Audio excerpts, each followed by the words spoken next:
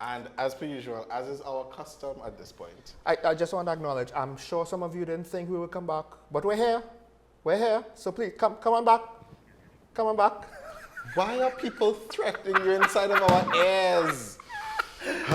Now, with that said, let's introduce the guest. Yes, please. As is custom, as I was saying before rudely interrupted by the people in my ear. I mean, as is custom. Was that break a custom? As is custom, we always have our artist, performer on the spotlight. Well, the spotlight on the artist and performer. Here we have with us Ms. Stephanie Carrington. Good morning, Stephanie. Good morning. Hi, Sean. Hi, Mark. How are you? I am good. How are you all? We've had less interesting shows. Okay. By interesting, I mean with all of the. Oh well, what happened? Yeah. Yeah. So before we get into so interesting doesn't mean the content. Just let's. Yeah. Right. I was a little bit confused at that. I was trying to be polite. Okay, no problem. So Stephanie, the question that all artists hate. Tell me about yourself. I'll get a little bit more specific. So you're a performer, you're a singer, dancer, actor. How did you get started? I think that's more specific. How did you get started into all of this? Okay. Well, firstly, thank you for having me. Glad to be here. So I, like many, started singing when I was in primary school. I joined the junior and senior choirs of the Bishop Anstey Junior School. At the time, led by Mr. White and Mrs. Shagbeer. I loved singing from a very young age, and my love for performing developed when when my parents actually took my little sister and myself to one of the Love Movement concerts in Adam Smith Square. And my mom looked at us and she said, "Would you like to join that?" And I remember looking up at her and saying, "Okay." And I joined when I was in Standard 5, so I was probably about 9 years old maybe.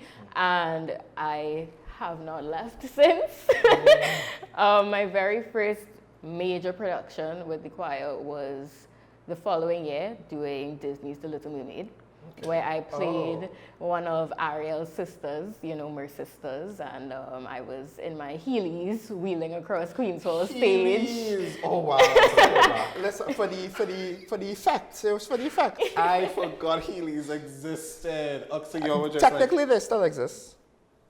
They don't? They don't exist? I don't I've think not they seen them. sell anymore. The hype has gone, so maybe The not so hype, much. exactly. Okay, but yes, you were in Little Mermaid, so you were healing yourself across the stage, being a mermaid. Yes. And from there, there have just been so many other things happening. I eventually graduated from high school, and then from there, I went to the University of the West Indies, where I studied and got my certificate in theatre and education, and then further going on to my bachelor's in musical arts, and just now becoming a recent graduate of that. Woo! So as you've officially gotten all the credits to graduate, Yes. you just Yes, haven't done the ceremony. Yes, that is correct. So you just had a cross stage now. In October. Yeah, no. You just had to pay some stupid amount of money to cross stage now with a rented gown. So I said it. we didn't. I'm a proud UWE graduate. All right. Anyway, and I enjoyed crossing the stage, but so you started off very, very young, right? So now you're how old now, if you don't mind me asking? I will be 23 in 5 days. Right. So from the young tender age of 6, 7, 8, 9, somewhere around there, Yeah. to now, we're just gonna throw to a quick clip of Stephanie singing a song. Take a look.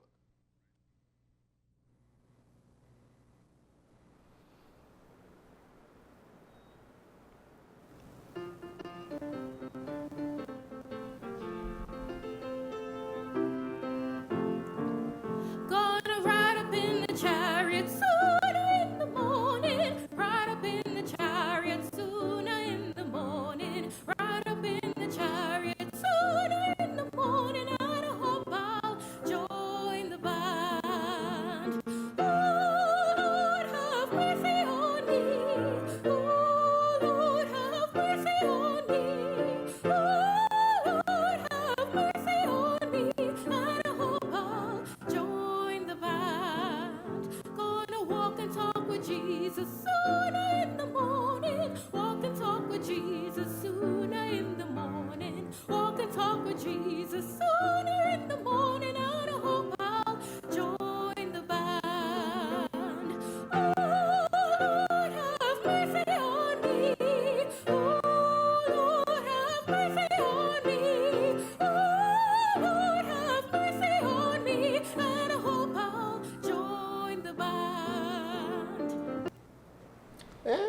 a little cameo by somebody in the background there. I wonder who that was. I don't know. I Yeah. don't know who that was. But great, right up in the chariots. Right? That's such a great song. And I know that kind of became a road march for like the past year. A little bit. You did it for like a jury or something? Yes, so I learned it in school, in university, for an exam. And then from there, people loved it so much and said, you know, you're a soprano and people love to hear sopranos sing high, as we do. Yes, the And- money notes. And that just kind of became the road march, as you said. Okay. Interesting, interesting. So, as you said, recently graduated, well, about to graduate, fulfilled all of your credits. This question is kind of intimidating, but I'm not going to say what's next, but I'm going to say what are some of the long-term goals? What are some of the career goals going forward now? Okay. 'Cause school, those who don't know, university is in fact a career by itself, and sometimes you need to just focus on school, and then once you've graduated, then you can focus on Thank you for that. I agree with that. I endorse that 100%. So what's next? What's next for you? 100%. Yes. So right now, I honestly am just looking to expand my horizons in terms of performance and get into other things that I have not necessarily tapped into as yet.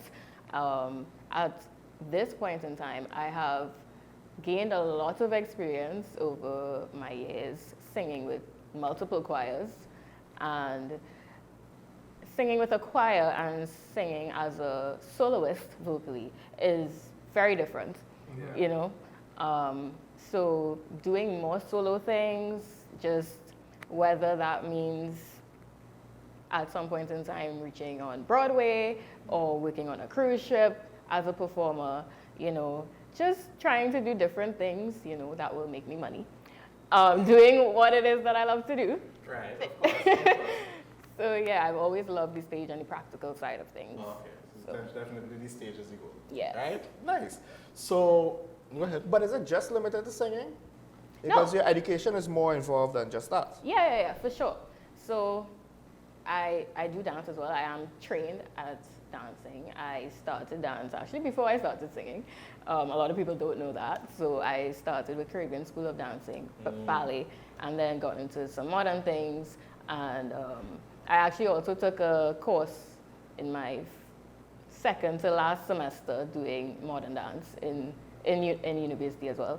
So I would like to experience, I have done a lot of singing with dancing, but in terms of just dance alone, I don't have much of a career there. I would, now that I have more freedom, more time. More time. More time. To explore that side of performance, then yes, of course. So, but I think all around, trying to develop professionally as being just a dancer or just a singer, they both take a lot of time.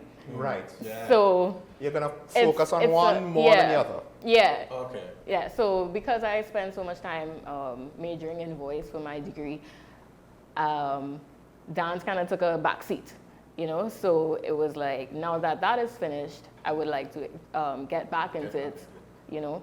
So yeah, it's kind of like a juggling act, Yeah. because there really only 7 days in a week, and there's only so much you can do. And some of these big artists have the same 7 days, and I wonder how. But anyway, so you're doing all of those things. Now, you started from very young. What are some of the things that you probably learned along the way? Be it professionally, just in general, those sort of things.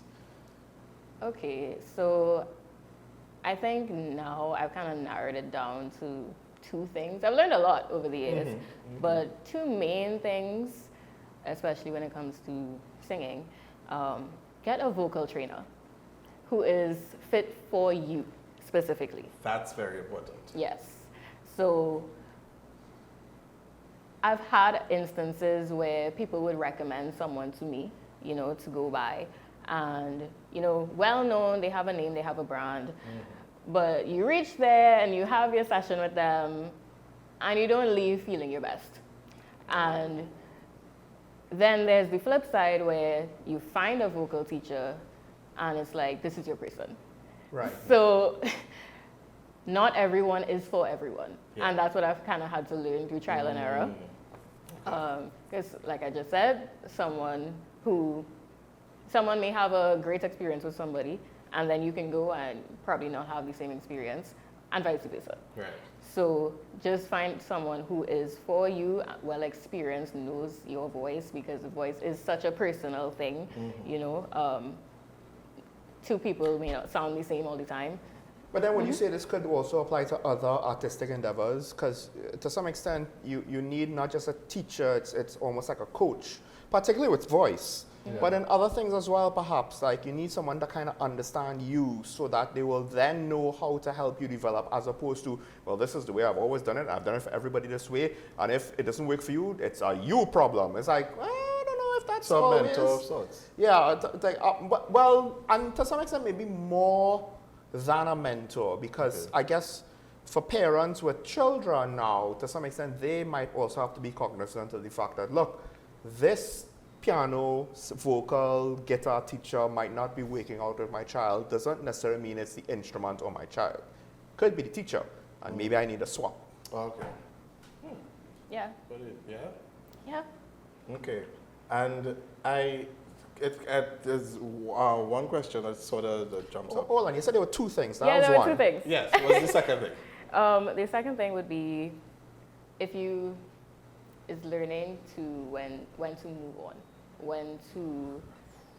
you always start somewhere. You have to start somewhere. Everybody starts somewhere, right? But I think a major thing that a lot of us as performers kind of have to navigate at some point is learning when you've outgrown where you have started. Yes. And just learning how to let go and having the confidence within yourself to take that leap of faith and just go into something new or something bigger, you know, because if you stay within the confines of your comfort zone, you're never really going to get anywhere. Okay. Yeah. All right.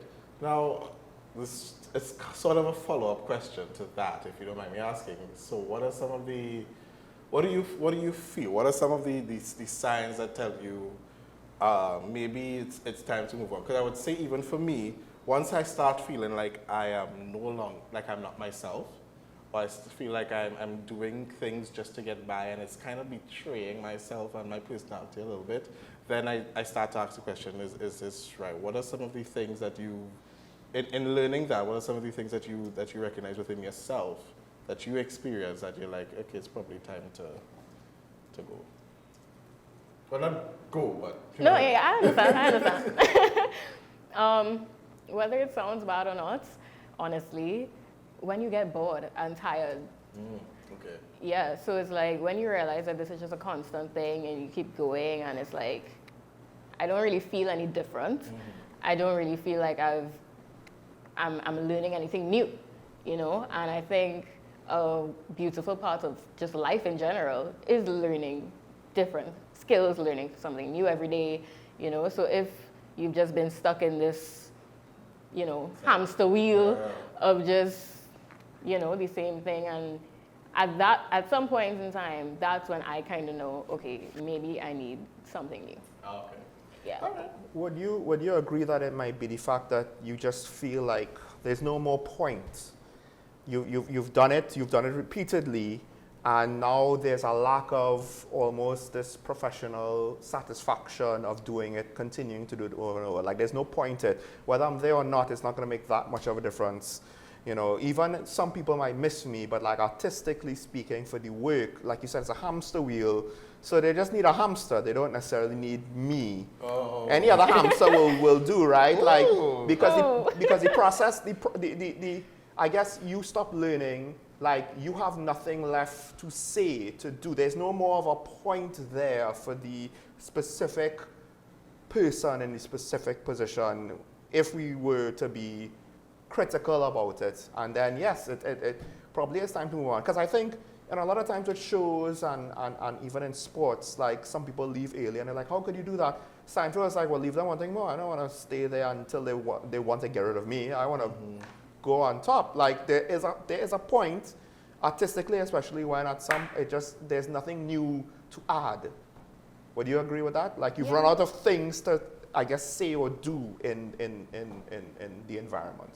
Yeah, and I think on top of that, life keeps going in general. So making space for new people to come in and learn what I've already learned, that's equally as important. Okay. And there are a lot of people a lot of adults as well who actually don't think like that. And I appreciate that. I appreciate that. So we do have to wrap up, but I do have one final question. And it's something that once I get the chance or once I remember, I will ask all of the artists and the performers here. How do you define success? I think success, there are different levels of success. And I think I think it can be defined as any goal you're achieving, any goal that you set out for yourself. So if you decide today you want to walk around the savannah one time, and whether you get it in a specific time or over over a longer period, you know, the fact of the matter is you got it done, and so that in itself is a success. You know, so that for me, yeah, any goal that you set out for yourself and you achieve that would be how I would define success. Great. So thank you so much for joining us. I hope you had fun. I did. I mean, Wasn't so bad, right? wasn't so bad. Yeah, you know? No, Yeah. first time for everything. Of course, of course. And They're of always course, the most nervous before the camera. that is very true. And I mean, listen, look out for her. You'll see Stephanie on a stage or 2 or 10 in the very, very near future. Well, hold on. She might just turn traitor like the rest of them and go abroad. You never know. Well, why you have to say it like that? Because that's how I said it before, so we need to be, you know, equal. You on your own. with On that note, though, what Sean said before, you know, when I was listening, I was out of studio. Right. Word of mouth is very important. I would say maybe even equally as important as the social media thing. So I've gotten to where I am now because of live performance. And I've not had much of a social media presence just yet, but getting out there and literally just doing what it is that we do, you know, is a very important thing. Yeah. So in this space. Yes, Yeah. for sure. Just do it, and the puzzle pieces, they'll fall into place. Just do it. Just keep doing it. Don't wait on The implied word that they're not saying is do it well. Please. Do it well. Do it well. But you know what? Give people the room to make some mistakes and to develop. That Australian breakdancer was definitely too much room. Well, that was okay. Much room. Okay, Sean. Thank you very much. That was a scam, by the way. Oh. That's a whole bubble with regards to that. But, you know, too much room. Just say. We have a clip. And I am aware. Okay. Try to make it. Thank you. We're going to throw it to a clip, but thank you for joining us.